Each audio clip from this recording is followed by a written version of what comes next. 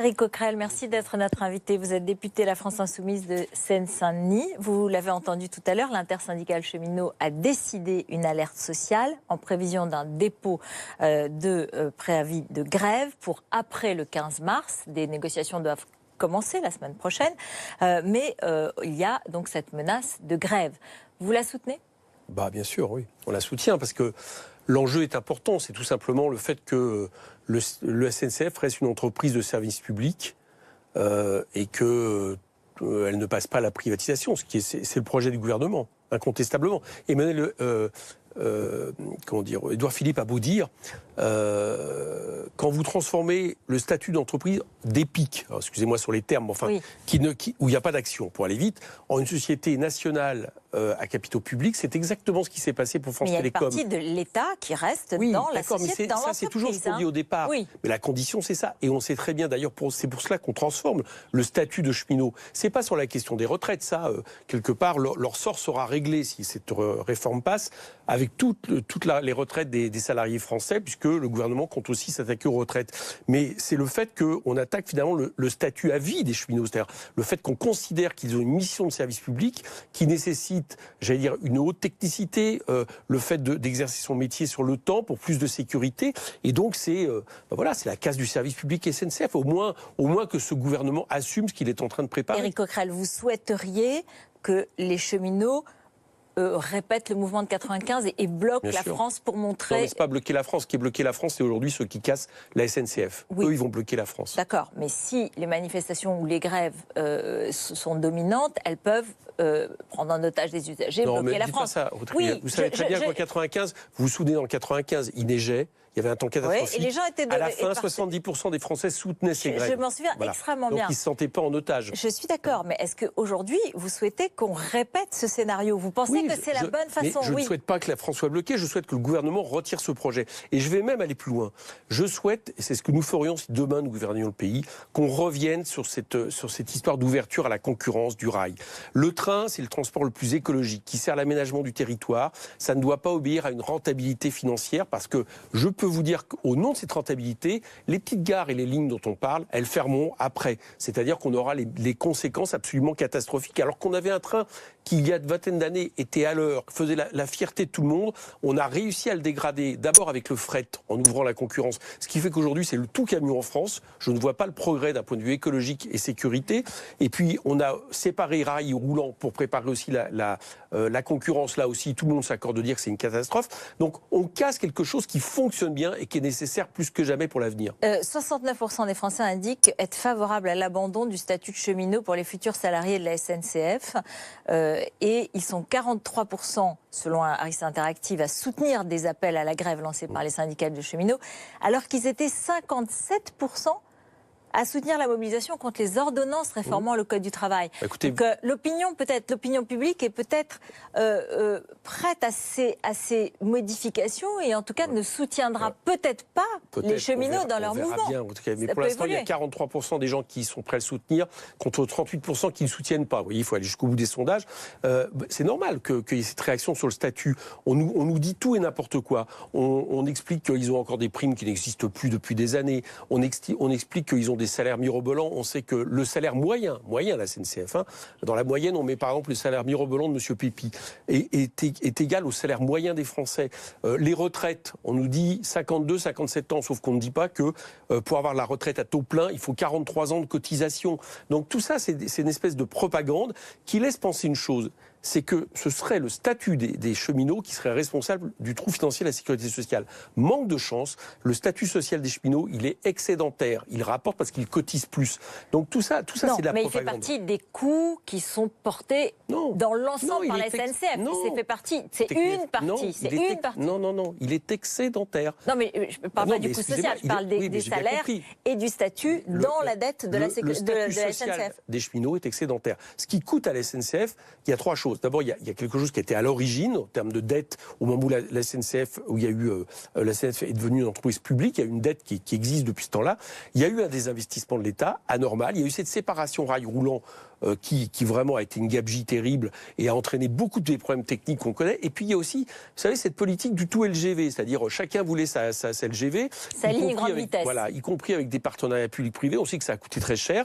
Donc voilà, faisons le bilan, faisons le point. C'est pas parce que c'est une entreprise publique qu'elle coûte cher. C'est parce que des erreurs ont été faites, et notamment pour ouvrir à la concurrence la SNCF. Vous n'avez pas l'impression que les Français ont envie que les choses aillent vite parce que vous protestez contre les ordonnances, et on a l'impression que les Français n'ont pas très peur des ordonnances, si ça les inquiète pas, ils trouvent que c'est... Comment vous ça... on n'a pas le sentiment que ça les... C'est un sentiment. Hein. Oui, non, mais... Objectivement, vous savez, ordonnance, je vais vous dire une chose, je pense que vous demandez aux gens dans la rue, ils ne savent pas très bien la différence entre une ordonnance et une loi. Déjà, bon. Moi, ce qui me choque dans la manière dont le Premier ministre a annoncé ça, au-delà du recours pour la deuxième fois sur une loi très importante, un processus qui, pour aller vite, va plus vite. C'est-à-dire qu'on passe au-dessus des droits, d'une partie des droits du Parlement. Mais c'est surtout ils se sont pas beaucoup mobilisés à l'automne. Vous avez essayé, ça n'a pas pris. Jean-Luc Mélenchon l'a reconnu lui-même. Il a dit j'ai perdu la première manche. C'est pas parce qu'on a perdu un point qu'on va perdre les suivants. Hein. Là, je peux vous assurer que cette fois-ci, je remarque une chose, c'est que M. Macron se retrouve devant tous les syndicats unis. D'accord ? Dans un moment aussi où, quelle que soit la réforme qu'il essaye de faire passer, la loi qu'il essaye de faire passer, j'observe qu'il se retrouve devant des fronts unis. La loi Asile-Immigration, toutes les associations, le Conseil d'État, une partie de sa majorité, les universités, même si elle a été votée. Pour l'instant, vous avez par exemple le principal syndicat étudiant, la FAGE, qui jusqu'à maintenant était plutôt classé parmi les soutiens au gouvernement, qui rejoint le camp de ceux qui s'opposent à cette réforme. Donc je trouve que ça prend une certaine tournure, tout simplement parce que non seulement il y a la forme, cette forme brutale, qui en termes de concertation consiste à dire on a un projet, on discute avec les syndicats et à la sortie c'est le même projet. C'est à peu près ça, si ce n'est quelques os à ronger qui sont laissés.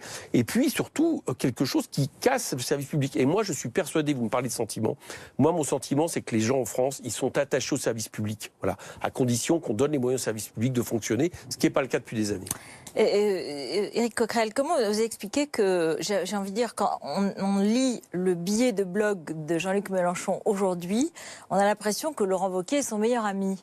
Et ça, c'est assez baroque. Ah bah oui, quand même, parce que il dit que le président du parti Les Républicains serait victime d'une lourde attaque globale du parti médiatique et des sauts de boue. Et puis que, à l'arrivée, après cette polémique, il a fortifié Laurent Wauquiez, son autorité, il s'est débarrassé d'une nouvelle poignée de traîtres, et de son point de vue, il s'est renforcé autant de tireurs dans le dos de moi pour le prochain épisode. Il fait une analyse politique, il n'y a pas que ça, vous avez remarqué. Ah non, mais c'est très long, je vais revenir. Voilà, il explique qu'Emmanuel Macron, en gros, c'est Giscard et Sarkozy en même temps qui gèrent une nouvelle UDF, qu'il y a une renaissance d'un espèce de RPR, donc la droite reprend un peu, j'allais dire, ses formes classiques, et que M. Wauquiez, quoi qu'on pense après de ses propos de la teneur, mais ça ne méritait pas 6 jours de polémique. Voilà, moi, ça on l'a dit sur le moment, c'est pas nouveau, et je pense que c'est pas fait par hasard. Voilà, je crois qu'il y a une volonté du pouvoir de fragiliser ses oppositions. Moi, je vous ai pas dit complot. Oui, mais attendez, je vais aller jusqu'au bout. C'est quand même ça qu'on entend. Il y a une forme de. Je pense que les médias font un travail qui n'est pas défavorable à M. Macron. Voilà, je le dis très clairement. Vous savez, c'est de coutume de dire, y compris cette chaîne est dirigée aujourd'hui par des groupes qui sont transversaux, qui sont plus proches de M. Macron que de France Insoumise et de M. Mélenchon. Et je crois que tout ça donne une scène... C'est pour ça que M. Mélenchon a été à l'origine, même s'il n'en est pas le seul, d'un autre média pour dire que dans la diversité, dans la pluralité... C'est un média de culture insoumise. Oui, mais non, c'est surtout pour ça qu'on est en train d'essayer... Dans la pluralité de la démocratie française, il y aurait un média qui représenterait en partie ses opinions. C'est surtout pour ça que nous avons lancé une pétition pour demander que, comme en Belgique, il y ait un conseil, j'allais dire, déontologique des médias, non pas de censure, c'est pas un tribunal, mais qui puisse, quand on trouve qu'il y a une exagération, parce que vous êtes un pouvoir, vous conviendrez de ça avec moi, eh bien qu'on puisse justement avoir un recours. Nous sommes une liberté aussi, une liberté de parole. Je ne dis pas le contraire. Mais cette liberté de parole, il faut qu'elle soit pluraliste. Et à certains moments, je vous le dis, que ce soit vis-à-vis de M. Wauquiez ou nous en ce moment, on trouve que voilà, il y a 2 poids 2 mesures pour aller vite. Donc il y a une forme de front commun sur quand même. Enfin, franchement, c'est relativement intéressant. Non, c'est pas parce que vous dites à un moment donné. Attendez, c'est pas parce que vous savez, à l'Assemblée, moi, c'est pas moi qui l'ai dit, c'est Benoît Hamon qui a dit, mais Jean-Luc Mélenchon vient de fermer la porte à une alliance à Benoît Hamon aux européennes, et Benoît Hamon et ses amis, ils ont dit, ah bah oui, maintenant, il est plus copain avec Laurent Wauquiez qu'avec Benoît Hamon. Premièrement, l'alliance aux européennes, nous avons été beaux jours. La semaine dernière, M. Hamon nous a expliqué que si on changeait totalement notre ligne sur l'Europe, on pourrait éventuellement s'allier. On a dit, bon, on entend plutôt la volonté de s'allier plutôt que la deuxième partie de la phrase qui est un peu provocatrice, parce qu'il s'attend bien à ce que on n'adopte pas tout de suite une ligne social-démocrate vis-à-vis de l'Europe. Elle a échoué depuis 20 ans. Donc là, je ne sais pas quel est le mot, mais c'est pas parce que, encore une fois, moi, j'invite vos auditeurs, vos téléspectateurs à lire le blog. Très long et très passionnant. Parce que voilà, il y a des détails, Absolument. etc. Il y a une analyse de la situation. Oui. Il continue par exemple sur le fait que si la haine des médias et de ceux qui les animent est juste et saine, voilà. Donc c'est une façon d'encourager les Français à la haine des médias. Elle est juste non, j'ai pas lu et ça saine. Comme ça. Elle ne doit pas nous empêcher de réfléchir et de penser à notre rapport à eux comme une question qui doit se traiter rationnellement dans les termes d'un combat. Beaucoup d'amis n'ont pas encore compris que nous n'avons pas d'autre adversaire concret que le parti médiatique. Lui seul mène bataille sur le terrain en inoculant chaque jour la drogue dans les cerveaux. Eh bien, je pense pour être juste C'est très brillant, hein. Non, c'est très brillant. Mais c'est un peu la thèse du complot quand même, hein, pardon. Mais à certains moments, excusez-moi, mais quand on a affaire, par exemple, puisque vous allez m'en parler très certainement, sur la question des comptes de campagne, quand on a affaire à quelque chose pendant une semaine, alors même que vous avez le comité de contrôle des campagnes qui valide les comptes, d'accord ? Oui, et qui laisse une partie non remboursée. Oui, ça d'accord, voilà. Mais ça a souvent lieu, qui valide les comptes, etc. Et qu'on assiste à un espèce de soi-disant enquête médiatique qui ne repose que sur les dires d'une des personnes de ce comité qui est sorti, qui a démissionné. C'est-à-dire que c'est des choses qu'il donne, qui ne sont pas officielles. Je dis que oui, c'est assez étonnant. Ça prend une tournure assez étonnante. Et comme par hasard, je constate que c'est juste avant les annonces sur la SNCF. Donc je crois que oui, il y a une volonté à un moment donné de M. Macron. D'ailleurs, il l'a assez dit vis-à-vis du service public. Il a expliqué, il a mis une pression folle sur le service public. Et je crois qu'à un moment donné, on a envie de répondre assez vite à ce qu'il peut souhaiter, c'est-à-dire affaiblir ses oppositions. Quand même, ce qui est frappant, c'est que quand il y a des affaires sur le parti de Marine Le Pen, quand Jérôme Cahuzac est dénoncé, quand il y a François Bayrou, les attachés parlementaires, quand il y a tout ça, c'est normal, c'est les droits de la presse. Mais quand c'est les insoumis, c'est difficile. Prenons ce que vous venez de dire. Non, mais c'est intéressant ce que vous venez de dire. Prenons ce que vous venez de dire. Vous parlez de Cahuzac, qui va aller en prison pour avoir fait une chose extrêmement répréhensible. Oui, je ne parle pas du... Non, mais je ne compare pas les affaires. Oui, ce que je veux dire, c'est qu'à ce moment-là, quand elles sortent, c'est la liberté de la presse, mais quand elles vous concernent, c'est un complot politique. Vous me faites une loi des séries sur des personnalités qui sont passées en justice, qui ont été condamnées, dont certains... Non, pas du tout. L'enquête préliminaire sur François Bayrou avec les attachés parlementaires ou Marine Le Pen. Non, c'est pas pareil. Vous me parlez de Cahuzac. Oui, mais... Là, il se trouve que là, on n'est pas sur une affaire comme ça. On est sur une affaire où les comptes de campagne d'une campagne qui en plus a coûté beaucoup moins cher sur 15 mois que celle par exemple de M. Macron, puisque vous me parlez de M. Hamon en 3 mois. Elle a coûté beaucoup moins cher. D'accord ? Tout est fait dans les règles, c'est-à-dire qu'il y a un remboursement qui est fait. Le remboursement n'a pas été fait entièrement, notamment parce que alors que les budgets étaient faits au cours du marché. La commission a estimé qu'elle n'avait pas remboursé tout.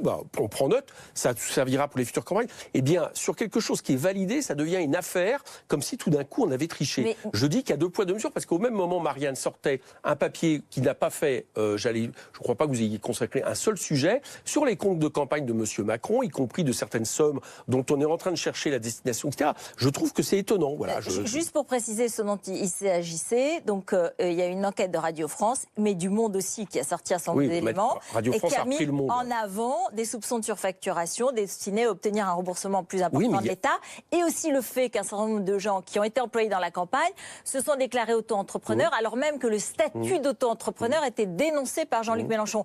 Non, mais attendez. C'est tout, je veux dire. Parce que si vous, excusez-moi, tout le monde est logé à la même enseigne. Quand il y a des faits, on les donne. Si vous dites un système de surfacturation, ça veut dire qu'il y a quelque chose d'étonnant. Or, les devis qui ont été faits, les budgets qui ont été faits sont au cours du marché. La commission a estimé que c'était trop, elle n'a pas remboursé, soit. Je remarque que nous, c'était sur 15 mois, donc il fallait bien qu'à un moment donné, on trouve les budgets nécessaires, surtout qu'on n'est pas les plus aidés par les banques. Et tout d'un coup, on sort une espèce d'enquête comme s'il y avait quelque chose de mystérieux. Je le redis, ces comptes sont validés. On est en train de disserter depuis maintenant des jours, d'ailleurs, au lieu de parler de tel ou tel sujet. On parle de beaucoup de choses, on parle de toute l'actualité. On parle pas seulement du tout de ça. Parce que du coup, on peut reparler de ça. Là, c'était on ne va pas parler par exemple des partiels que nous estimons pouvoir gagner, que ce soit en Guyane et même éventuellement au Haute-Garonne. Et puis je vais vous dire une chose, c'est qu'à mon avis les gens ne sont pas dupes. Vous parliez de sondage, il y en a un qui vient de sortir, Jean-Luc Mélenchon est en train de progresser pendant que l'exécutif baisse. Vous voyez que après tout, continuons comme ça, puis ça nous fera progresser encore plus. Merci beaucoup, merci Éric Coquerel d'être venu sur notre plateau.